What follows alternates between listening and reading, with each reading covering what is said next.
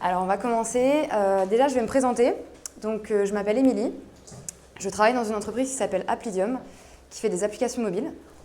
Et je suis développeuse mobile et back-end dans cette entreprise. Alors, effectivement, c'est important de préciser que je fais les deux, parce qu'en fait, j'ai commencé en faisant du dev mobile. Donc, j'ai fait des applications pendant 1 ou 2 ans. Et puis, au bout d'un moment, en fait, chez Applidium, on s'est aperçu qu'on travaillait avec des back-ends qui n'étaient pas forcément pratiques à utiliser quand on fait une application mobile. Alors, on va voir ce que ça veut dire pratique à utiliser. Et en fait, rapidement, ce qu'on s'est dit, c'est bon, on va faire un pôle back-end et on va prendre des devs qu'on a déjà sur place et on va les former à faire du back-end. Et du coup, me voilà, donc maintenant je fais un peu les deux. Donc je fais à la fois du mobile et à la fois du back-end. Et alors, pour parler un petit peu rapidement d'Applidium, peut-être que vous connaissez, c'est une boîte qui fait des applis comme Canal+, la RATP, plusieurs applis de transport. Et du coup, en ce moment, on fait beaucoup. En fait, à la base, on faisait que des applis, et maintenant, on fait des applis et des back-ends qui vont avec ces applis. Donc, aujourd'hui, je vais parler de comment on construit un back-end orienté mobile avec Rails. Donc, il y a 3 choses là-dedans. La première, c'est comment on construit un back-end. Ensuite, comment on construit un back-end orienté mobile. Et ensuite, comment on construit un back-end orienté mobile avec Rails. Donc, c'est 3 choses complètement différentes. Alors, dans un premier temps, on va discuter de pourquoi c'est différent en fait, de construire un back-end pour mobile et pour un site web. Donc, la différence peut sembler évidente, mais en fait, c'est pas si évident que ça. Ensuite, on va voir que ces différences vont impliquer de faire des concessions entre faire un back-end qui est RESTful et un back-end qui l'est un peu moins, mais qui est plus adapté entre guillemets au mobile. Et ensuite, on va voir comment on fait ça avec Rails. Alors déjà, juste petit sondage, est-ce qu'il y a des gens qui font du Rails ici? Ok. Est-ce qu'il y a des gens qui font du Node.js ici? Ok. Est-ce qu'il y a des gens qui font une autre techno de back-end ici? Ok. Ok, très bien. Et les autres, est-ce que vous faites du back-end ou pas du tout? Ok, génial, trop bien. Alors, non mais c'est cool, du coup, là, vous allez découvrir un nouveau monde, c'est trop bien. Alors, donc effectivement, d'abord, on va parler de c'est quoi la différence entre un téléphone et un ordinateur. Alors, ça, c'est un écran qu'on doit concevoir pour une application mobile. Peut-être que vous avez déjà vu cet écran, c'est un écran d'une application de transport. Si vous prenez transport à Lille ou à Brest, potentiellement, vous allez peut-être déjà voir cet écran. C'est le bas de l'écran, évidemment, c'est pas l'écran en entier. Et en fait, cet écran, il y a plusieurs problèmes. Le premier, c'est que là, vous voulez afficher des favoris. Donc, quelque part, vous allez devoir brancher votre application à quelque chose qui vous renvoie des favoris. Puis pour chaque favori, potentiellement, vous voulez afficher le numéro de la ligne, vous voulez afficher le nom de l'arrêt, le nom de la direction, les prochains passages, les alertes trafic. Et alors là, c'est une borne vélo, donc c'est différent. Vous voulez voir combien il reste de vélos, combien il y a de bornes. Donc là, il y a plein de données en fait sur cet écran. Et du coup, concrètement, vous allez faire plein d'appels réseau pour construire juste cet écran-là. Et alors autant sur un site web, c'est pas trop grave, autant sur un téléphone, c'est un vrai problème. Alors en plus de ça, il y a un autre problème, c'est que potentiellement les données que vous allez afficher ici, elles viennent de plein de back-ends différents. Et du coup, le jour où il y en a un qui saute, potentiellement il manquera des données, enfin ça va être un peu le bordel.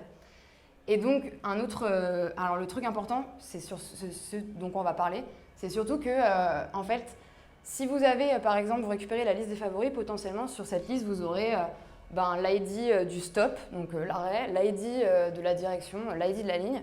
Et pour chaque donnée, vous allez devoir refaire un appel réseau qui va récupérer le nom de l'arrêt, le nom de la direction, etc. Alors, pourquoi c'est mal de faire ça? C'est une tortue qui tombe dans c'est marrant, c'est un fail quoi. Et donc, pourquoi c'est mal de faire ça? C'est tout simplement parce que un ordinateur et un téléphone, c'est pas pareil. Alors, je vous laisse réfléchir 2 secondes sur quelle est la différence entre ces 2 appareils. Donc là, comme ça, c'est pas évident. C'est-à-dire que là, il y a un écran, c'est pareil. Il y a des applications qui sont là. Alors, vous allez me dire, ouais, mais un Mac, en fait, c'est pas tactile, alors qu'un téléphone, machin. Bon, ça, c'est pas très important. Ce qui est important, c'est surtout quand on regarde derrière. Là, il y a un truc quand même assez flagrant. Il y a des câbles. Et donc, des câbles, ça va complètement changer la façon dont vous allez concevoir votre application mobile. Enfin, votre back-end en l'occurrence. Donc là, on va rapidement parler de ça. On va parler de latence et de bande passante. Donc globalement, en fait, c'est 2 graphiques qui présentent le temps de chargement d'une page en fonction de la latence et de la bande passante. Alors, on voit que globalement, à partir de 5 mégabits par seconde, la bande passante, bon, on s'en fiche un peu. Si on l'augmente, bah, on va gagner un petit peu, mais c'est pas très grave. C'est surtout la latence, le vrai problème. On va dire que en dessous de 100 millisecondes, c'est à peu près acceptable, mais avant, c'est l'enfer. Genre, vous avez perdu votre utilisateur. Et donc ça, c'est ce qui se passe sur mobile. Donc sur mobile, donc en Edge, en 3G, en 4G, globalement, la bande passante, elle est à peu près acceptable. Je ne sais pas si vous avez déjà téléchargé un film en 4G avec votre téléphone, mais franchement, ça va. C'est pas trop, c'est assez surprenant. Et par contre, en termes de latence, c'est pas terrible. À part en 4G où on est assez confiant, concrètement en 3G et en Edge, c'est pas terrible. Donc là, ça c'est un premier problème qui est globalement lié on va dire que l'équivalent sur desktop, on va dire c'est le câble Ethernet. Il y a un autre câble dont on n'a pas parlé, c'est le câble de batterie. Donc concrètement sur votre téléphone, enfin sur votre ordinateur, vous avez branché votre câble de batterie, bon voilà, vous ne posez plus de problème, votre application elle prend de la batterie, on s'en fiche un peu, bon, on va peut-être se poser vite fait des questions, mais c'est pas très grave. Autant sur votre téléphone, c'est un vrai problème. Je pense que genre, tout le monde est d'accord pour dire que les téléphones actuels, la batterie c'est l'enfer. Et du coup, en fait, vous allez vite vous apercevoir que les applications que vous avez sur votre téléphone, ben, celles qui prennent de la batterie, c'est celles qui font des appels réseau. Et pourquoi c'est à prendre la batterie? Pour une simple raison, c'est qu'un appel réseau sur votre téléphone, il va réveiller des composants radio. Et ces composants radio, ils prennent de l'énergie, ils prennent de la batterie. Et dès que vous allez faire un appel réseau, vous allez réveiller ces composants. Et tant que ces composants sont éveillés, vous prenez de la batterie en fait. Donc l'idée, tout ça pour dire que globalement, l'idée quand vous faites une application mobile, c'est de ne pas faire trop d'appels réseau. C'est une idée assez claire. Mais le problème, c'est que, ok, une fois qu'on a dit ça, super, ok, je développe mon appli, je fais un appel réseau, je récupère toutes les données, puis j'ai gagné en fait. Alors, donc effectivement, ça marche. Sauf que, imaginez que Facebook fasse ça concrètement. Vous ouvrez Facebook, vous avez tous vos posts, et puis là, fini quoi. Plus jamais, on ne sait pas ce qui s'est passé, tout ça. Bon, concrètement, vous n'avez pas trop envie de faire ça. En fait, vous avez envie que vos données elles soient fraîches, entre guillemets, quoi, qu'elles aient une date assez récente. Et en plus de ça, potentiellement, il y a des appels réseau que vous ne pourrez pas éviter. Alors, tous les appels de création de ressources, vous êtes obligé de les faire. Donc, l'idée, en fait, ça va être de trouver un juste milieu entre faire des appels réseau tout le temps et faire des appels réseau qui vont renvoyer des ressources qui vont être un peu plus détaillées. Alors déjà, avant d'enchaîner sur la deuxième partie, on va parler rapidement de REST, donc de RESTful. Une API qui est RESTful, concrètement, je ne sais pas si vous avez déjà, je pense que vous avez déjà entendu ce terme. C'est une API qui renvoie, quand vous demandez une ressource, elle renvoie la ressource. Et c'est tout, la ressource. Et concrètement, en fait, ce qu'on va avoir besoin dans le mobile, c'est que quand vous allez demander cette ressource, elle va vous envoyer cette ressource plus d'autres sous-ressources que vous n'aurez pas besoin de récupérer plus tard, en fait. Donc, comment ça s'explique? Donc là, je reprends l'écran. Là, globalement, vous me voyez venir, ce que j'ai envie, c'est que j'ai une requête qui me renvoie les favoris avec le nom de l'arrêt, le nom de la direction, les prochains passages, les infos trafic. Et voilà, ça, c'est mon cas ultime, c'est ça que je veux. Et après, éventuellement, si on ne peut pas me faire ça, je ferai des concessions, mais l'idée, c'est ça que je voudrais. Donc, en fait, le JSON que j'attends à peu près en sortie, on va dire qu'au départ, moi, j'ai ça. Donc, j'ai ma liste de favoris avec des ID qui référencent d'autres données. Et en fait, moi, ce que je voudrais, c'est ça. Genre un truc où j'ai le stop avec l'ID et le nom, un truc où j'ai la ligne avec l'ID, le code, l'URL du pictogramme. Et donc, globalement, c'est ça qu'attend une application mobile. Enfin, c'est cette version-là. Alors, comment on fait ça avec Rails? Alors, Rails, donc déjà, avant de parler de comment on fait ça avec Rails, je vais rapidement expliquer pourquoi est-ce que chez Applivium, on a décidé de partir sur Rails. Parce qu'en fait, des technos back-end, il en existe des milliers. Je pense qu'il y a un nouveau framework JavaScript qui sort tous les jours. Il y en a peut-être un qui sort en ce moment pendant que je vous parle. Et donc, il y en a des milliers, enfin, concrètement. Et du coup, nous, on est parti sur Rails parce que déjà, on voulait faire du Ruby. Parce que Ruby, c'est cool. C'est un langage qui est assez user-friendly, qui n'a pas de point-virgule. Enfin, c'est assez facile à utiliser. Et Rails, pourquoi on est parti sur Rails? Parce que en fait, Rails, c'est un framework qui est orienté REST. Donc déjà, il est fait pour faire des choses RESTful. Et il est orienté MVC, donc modèle vue contrôleur. Et en fait, globalement, la techno Rails, comment dire, elle est faite pour que vous... Elle considère que le mec qui va utiliser cette techno, il pense d'une certaine manière. Et c'est la grosse différence avec plein d'autres technos de back-end. En particulier, je sais pas, Express sur Node.js par exemple, c'est pas du tout le cas. Mais Rails, en fait, part du principe que vous allez faire telle version de votre API et vous n'allez pas faire des trucs différents en fait. Et ça, en fait, le fait de partir du principe que vous allez concevoir votre appli d'une certaine manière, ben, ça vous fait gagner en temps de développement. Et c'est pour ça souvent que les gens utilisent Rails, c'est parce que ça vous permet d'avoir un back-end qui est rapidement développé, quoi, qui ne prend pas beaucoup de temps à faire. Et en fait, la grosse règle qui prévalue sur Rails, c'est un truc qui dit convention over configuration. Je ne sais pas si vous avez déjà entendu cette règle, mais c'est la loi de Rails, quoi. Concrètement, il n'y a pas vraiment de gros fichiers de configuration où vous devez expliquer où est-ce que sont vos vues, où est-ce que sont vos modèles, où est-ce que sont vos contrôleurs, etc. Vous avez, en fait, la communauté des développeurs s'est mis d'accord pour dire, OK, alors tous les fichiers qui sont des vues, on va les mettre dans un dossier vues, tous les fichiers qui sont des contrôleurs, on va les mettre dans un dossier contrôleur. Et en fait, tant que vous respectez ça, ben, vous n'avez pas besoin de configurer autre chose. Alors, donc c'est pour ça globalement, c'est une des raisons pour laquelle on a choisi ça. Alors, par exemple, ça, c'est un exemple d'application Rails.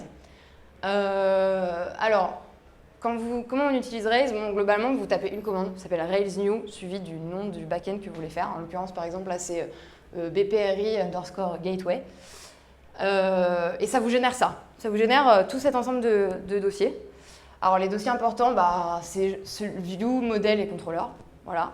Le reste, c'est un peu moins important. Globalement, les assets, ça contient tous les images, les CSS, les fontes, toutes ces choses-là.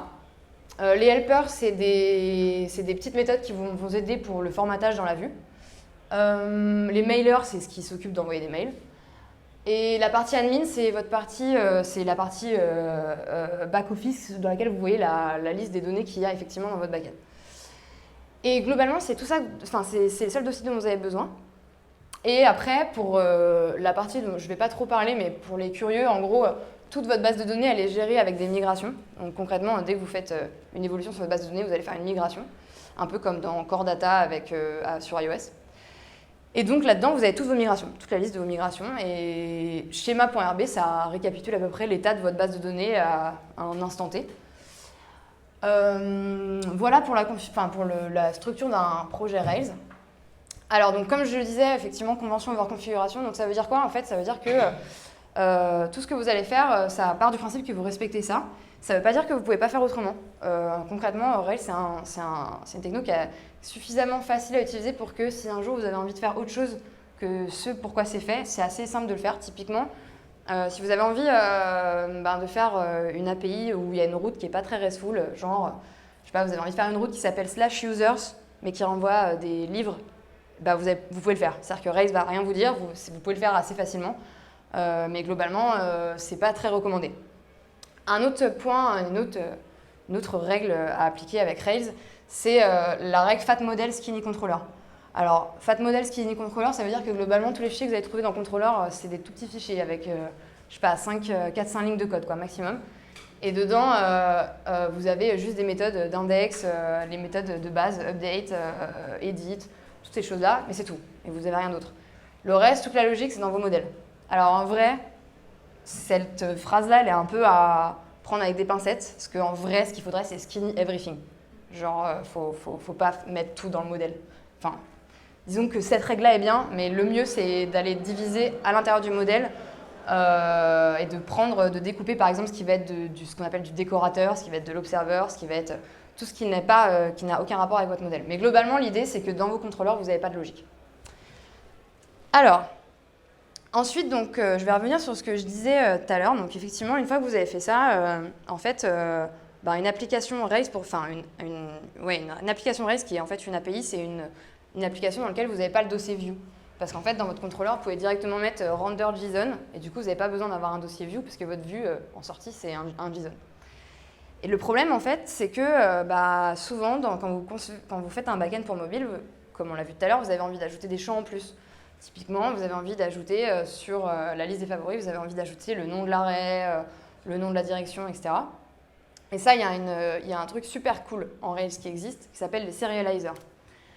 Donc un serializer, en fait, c'est une gemme. Une gemme, c'est l'équivalent d'un pod sur iOS, enfin sur Cocoa Pod, d'un package sur Node. Globalement, c'est un petit truc que quelqu'un d'autre a fait dans le monde, que vous pouvez récupérer et qui marche. Et vous n'avez pas besoin de réinventer la roue. Et donc, il y a une gemme qui s'appelle serializer qui permet exactement de faire ça, c'est-à-dire, en fait, ça va vous construire un nouveau dossier dans votre structure, qui s'appelle serializer. Et en gros, dans ce fichier-là, donc par exemple, ça c'est mon contrôleur des régions, j'ai un objet qui s'appelle région, j'ai une route qui s'appelle /région, et en gros, quand j'appelle cette route, ça me render un JSON des régions. Voilà, donc en fait, je suis allée chercher ça, c'est une règle pour aller récupérer les régions classées par ordre de dernier update, et je fais juste render JSON, et là j'ai la liste des régions.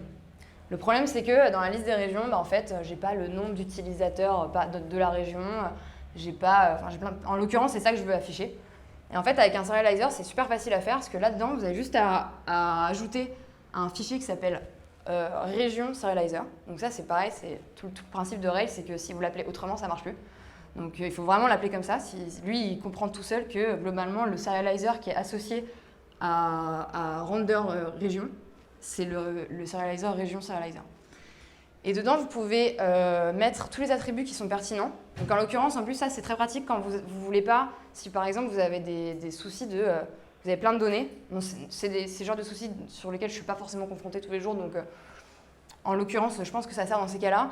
Quand vous ne voulez pas avoir un JSON avec plein de champs qui ne servent à rien, c'est-à-dire que votre application mobile, globalement, la date de création, le machin, elle s'en fiche en fait. Et du coup, autant pas la renvoyer parce qu'en fait, elle ne va jamais s'en servir. Et du coup, avec un serializer, vous pouvez juste préciser, ok, je veux ces champs-là, genre je veux juste ces champs-là, et en plus, je veux ce champ-là qui fait ça. Et donc en fait, object, ça référence l'objet qui est effectivement traité dans serializer, donc c'est la région, et elle va aller appeler la méthode user_count qui est dans le modèle région, et qui en fait fait un appel SQL derrière qui récupère la liste des utilisateurs qui ont la région d'ID région. Donc ça, c'est assez puissant. Surtout aussi, un autre point, quand vous voulez, par exemple, renommer des clés de votre JSON. Par exemple, si vous faites des jointures entre tables en SQL, potentiellement, vous allez, je ne sais pas si vous avez genre, par exemple, vous avez une table produit et vous avez une table simulation.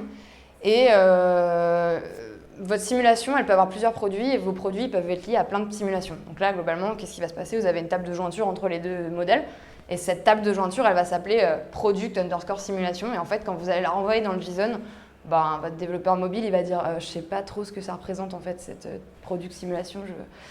Et en fait, lui, ce qu'il voudrait juste, c'est que vous l'appeliez product. Pour lui, c'est plus clair, genre c'est la liste des produits qui correspondent à une simulation. Et typiquement, un serializer, ça sert à faire ça, à renommer des champs qui en fait sont des attributs de votre modèle, mais vous ne voulez pas les appeler comme ça parce que c'est pas pertinent pour la personne qui va utiliser votre API. Et mieux vous la renommer. Alors ensuite, un point assez cool de Rails, c'est les concerns. Alors les concerns, c'est globalement l'équivalent des protocoles ou des interfaces et globalement comment je fais pour partager un comportement entre plusieurs de mes modèles. En l'occurrence, c'est hyper important quand vous voulez, par exemple, construire des routes qui sont paramétrables. C'est-à-dire, si vous avez genre, je reprends la route région, donc /région. Côté mobile, en fait, il y a moyen de chercher les régions par nom, par date, par nombre d'utilisateurs. Et du coup, en fait, tous ces attributs-là, ils sont filtrables, en fait. Et du coup, ça, c'est à chaque fois, si vous faisiez pas un modèle, qu'est-ce qu'il faudrait faire? En gros, dans votre contrôleur, vous auriez été obligé de mettre une espèce de logique qui dit, OK, quand je reçois mes paramètres, pour chaque paramètre, je vais filtrer mes régions par ce paramètre, etc. Et ça, en fait, en utilisant un concerns, vous pouvez directement faire cette méthode là-dedans et l'inclure dans votre modèle. Et l'inclure dans tous les modèles qui sont potentiellement filtrables. Et du coup, si vous voulez faire ça pour n'importe quel objet de votre base de données, c'est super facile. Une fois que vous avez votre modèle, enfin votre concerns, pardon, vous pouvez l'inclure dans tous les modèles de votre base de données. Et du coup, toutes les routes qui seront liées à ce modèle, elles seront filtrables sur tous les champs du modèle. Et un autre point des concerns, donc ça sert en particulier à ça, mais ça sert par exemple aussi à dire et ben, y a des modèles que je peux récupérer, enfin il y a une méthode sur tous mes modèles qui existent, qui est je peux récupérer ce modèle, enfin la liste des modèles depuis telle date ou depuis qui ont telle valeur de champ. Et donc ça c'est pareil, vous faites un concerns en fait. C'est globalement vous ajoutez une méthode qui permet, qui est partagée entre tous les modèles. Donc concrètement c'est exactement comme un protocole. Alors un autre point important, c'est comment vous faites quand vous avez donc ça c'est ce que je disais juste avant. Comment vous faites quand vous avez plein de données? Donc qu'est-ce que je veux dire quand vous avez plein de données? C'est, je sais pas, vous avez un JSON qui a je sais pas combien de lignes et concrètement, en fait, vous pouvez pas l'envoyer à votre appli mobile parce que votre appli mobile, elle va récupérer le JSON, puis on va attendre qu'elle le traite, et puis votre utilisateur, il va être là genre ok, d'accord, donc là il y a un loader éternel, c'est l'enfer. Donc vous avez vraiment pas envie de faire ça. Du coup, en fait, comment ça va se passer? Donc ça, c'est typiquement le concept qu'on utilise le plus. Il s'appelle SynSymbol. Alors globalement, pareil, le nommage des concerns, ça doit respecter un truc du style, ça partage un comportement. Donc SynSymbol, ça veut dire qu'on peut le syncer, c'est-à-dire qu'on peut lui appliquer la méthode lastSynth qui renvoie tous les objets depuis cette date, qui ont été modifiés depuis cette date. Et globalement, comment ça va fonctionner? En fait, votre appli mobile, elle va aller récupérer les données. Donc la première fois elle va poser la question à votre backend, elle va pas mettre de date en paramètre. Elle va dire ok, file-moi toutes les données. Donc là effectivement vous allez avoir un peu de temps. Elle va récupérer toutes les données. Et puis donc elle va enregistrer la date à laquelle elle a demandé les données. Et après la fois d'après elle va renvoyer cette requête avec la date en paramètre en disant file-moi les données depuis avant-hier. Et là potentiellement vous n'avez plus rien. Enfin il n'y a pas grand chose à faire. Voilà. Alors. Dernier point, les écueils à éviter. Donc, qu'est-ce que ça veut dire les écueils à éviter? Globalement, quand vous faites alors c'est des règles générales, hein, ça ne vaut pas que sur le back-end mobile, je pense que c'est vrai pour tous les back-ends. Concrètement, c'est qu'est-ce qu'il ne faut pas faire quand vous faites un back-end mobile. Alors la première chose, c'est construire une API avec des incohérences dans la grammaire. Donc ça veut dire quoi? C'est par exemple si d'un côté vous avez une route qui renvoie un JSON qui est de cette forme-là, title A et content B, et vous avez une autre route qui renvoie à peu près les mêmes données, sauf que les clés de votre JSON, c'est pas les mêmes. Et en fait, ça, c'est un vrai problème, parce que... Enfin, c'est un vrai problème, c'est un problème qui est solvable, il n'y a pas de vrai problème. Mais globalement, ça pose un souci côté mobile, parce que, en fait, côté mobile, ils sont obligés de traiter le champ différemment. Ils ne peuvent pas juste dire prends ce truc-là et dis c'est un user. Parce qu'en fait, celui-là, ici, ça s'appelle name, mais là-bas, ça s'appelle first name. Donc, en fait, il faut faire un traitement différent. Du coup, c'est vraiment une mauvaise pratique. Alors, un autre truc important aussi, c'est bien architecturer ces données. Donc, par exemple, cette architecture-là, donc application de point underscore URL, title, etc., c'est mieux que application URL, application title et tout. Pourquoi? Parce que ça donne comme information à votre application mobile que application, c'est un objet. Et globalement, après, votre application mobile, si elle fait bien son taf, elle a genre un constructeur sur l'objet, sur la classe application, et elle fout votre JSON en entrée, et puis terminé. En plus de ça, c'est hyper pratique parce que globalement, il y a des applications mobiles qui ont déjà des méthodes qui permettent de faire ça super facilement, où vous mettez votre JSON en entrée, et sur Android, ça fonctionne comme ça, vous mettez votre JSON en entrée, et puis lui, il sait remplir les champs qui correspondent bien, et vous n'avez rien besoin de faire. Alors un autre truc important, ça c'est pareil, c'est un truc qui vaut pour tout le monde, pour tous les backends, c'est les erreurs qui ne sont pas identifiées. Donc par exemple, quand vous avez une erreur qui s'écrit comme ça, error, this is an error, bon on est bien avancé, voilà, on a une erreur, donc on ne sait pas trop ce qui s'est passé en fait. Donc là, si vous n'avez pas de chance, en plus, globalement, le mec vous a renvoyé 200. Donc vous ne savez pas pourquoi, mais vous avez une erreur. Donc là, le premier truc, c'est toujours utiliser les statuts HTTP d'erreur classiques. Donc il y en a à foison, celui-là c'en est un, mais je vous invite à regarder HTTP statut 4, vous allez mourir de rire, c'est des photos de chats qui correspondent à des codes d'erreur HTTP, et vous allez découvrir des codes d'erreur incroyables. Et globalement, il faut utiliser au maximum ces codes d'erreur parce que ça envoie une vraie information à votre application mobile. En l'occurrence, si vous envoyez ça, l'application mobile, elle ne sait pas si elle a mal formulé la requête ou si c'est effectivement votre backend qui renvoie une erreur parce que, je ne sais pas, parce que la donnée n'a pas été retrouvée ou parce que y a un problème, il y a une erreur interne sur le backend. Enfin, ça peut être des milliers de raisons en fait. Et ça fait gagner un temps fou en termes de dev, parce que direct, si je sais que l'erreur c'est 500, je sais que c'est pas ma faute. Enfin, je sais que c'est pas la faute du dev mobile en fait, c'est la faute du backend. Et inversement, si c'est une erreur du style 400, je sais que c'est la faute du dev mobile qui a pas forcément, ou alors c'est parce qu'on ne s'est pas compris et il faut qu'on discute. Mais globalement, juste ça ne veut rien dire. L'utilisation des redirections HTTP, ça c'est pour les mêmes raisons, hein. En fait, ça fait des appels réseau en plus, donc autant ne pas le faire. Favoriser le format JSON, alors pareil, ça c'est un truc important. En fait, sur iOS et sur Android, sur iOS, il y a une classe toute faite qui s'appelle genre Endless JSON Serialization, un truc comme ça, qui permet de globalement prendre du JSON et construire un objet à partir de ça, et parser le JSON et construire un objet à partir de ça. C'est magique, et sur Android, il y a exactement le même genre. Donc, globalement, c'est beaucoup mieux d'utiliser du JSON, et en particulier, si vous voulez faire du XML, en fait, je pense que sur iOS, vous devez utiliser une lib externe, et pareil sur Android, donc autant pas le faire. Voilà.